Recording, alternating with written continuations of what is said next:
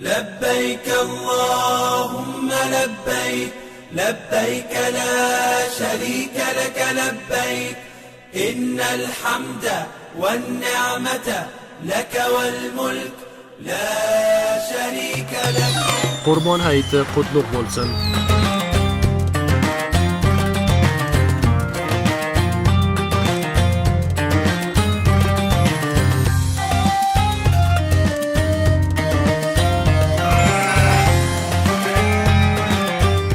Afg'on besimning rahbarlik hay'ati va ishlovchilari Hazrati Ibrohim Xalilullohning isorlik sunnati, bandalik belgisi, afu va kechirish kuni bo'lmish yetib kelgan Qurbon hayitini Afg'onistonning butun millati va jahonning barcha musulmonlariga chin yurakdan qutlug' bo'lsin deydi.